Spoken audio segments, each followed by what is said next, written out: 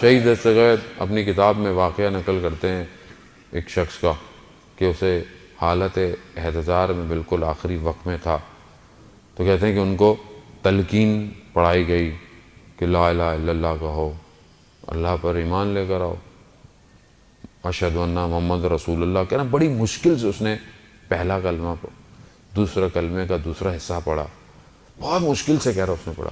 جب تیسرا ہم نے کہا کہ علی ولی اللہ پڑھو تو اس نے اشارہ کر دیا،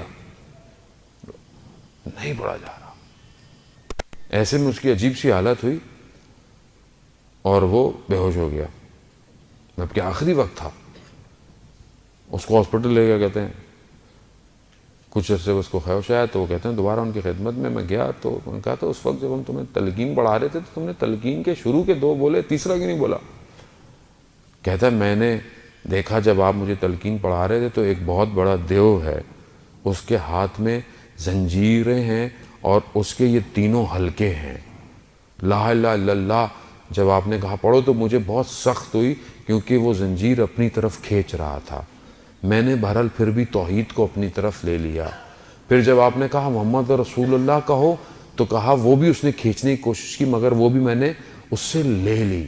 لیکن جب آپ نے کہا علی ولی اللہ کہو تو اس نے اپنے ہاتھ میں رکھی اور ایک ہاتھ میں اس نے مجھے ایک تھیلا دکھایا، کہا کہ اگر یہ تم نے گواہی دے دی تو یہ تمہارا سارا جتنا بینک بیلنس ہے، جتنا تمہارا مال ہے، تمہیں کچھ نہیں ملنے والا۔ تو کہہ رہا اس وقت میں نے کہا یہی تو میری ساری جمع پونجی ہے، یہ اگر چلی گئی تو پھر کیا ہوگا؟ تو کہتا ہے ایسے میں اچانک سے میں نے دیکھا کہ کوئی نورانی شخصیت آئی، اس نے اس دیو کو پاؤں رکھا اور اس کو دبا دیا اور اچانک سے وہ علی ولی اللہ کی زنجیر میرے ہاتھ میں آ گئی۔ تو میں مرنے کے بجائے مجھے بچ گیا، میں نے دیکھا کہ میں اپنے آپ کو بستر پہ پایا۔ عزیزان محترم، حب دنیا کی محبت آخری لمحوں میں کلمہ پڑھنے نہیں دے گی۔ یہ آسان نہیں ہے، یہ سٹوریاں نہیں ہیں عزیزان محترم، یہ حقیقتیں ہیں۔ شہید دستگیر ایک اور شخص کا کہتے ہیں واقعات، وہ کہتے ہیں بہت سارے، کہتے ہیں ایک اور شخص کا واقعہ بیان کیا کہ جب اسے تلقین کے جملے پڑھائے گئے کہ ائمۃ الابرار ائمہ صرف یہی ہیں، تو کہتا اس اشارہ کیا، اس نے نہیں پڑھ پایا۔ اشارہ کہاں کیا؟ اس کے کمرے میں ایک صندوق رکھا ہوا تھا۔ کہتا ہے جب ہم صندوق کھولا تو اس میں ایک سند تھی، یعنی ڈاکومنٹ، اور اس نے اشارہ کیا، لایا، پھر اس نے اس کو پھاڑ دیا اور پھر اس کی صحت ٹھیک ہو گئی۔ تو کہا کہ یہ کیا تھا؟ کہتا ہے جب تم مجھے کہتے تھے کہ ائمہ کو ماننے کے لیے تلقین کرو، تو کہتا ہے کہ ایک شخص اس کے سامنے کھڑا ہوتا تھا صندوق کے، اور اس صندوق میں جو سند تھی وہ میں نے کچھ پیسے دے کر گروی رکھی ہوئی تھی۔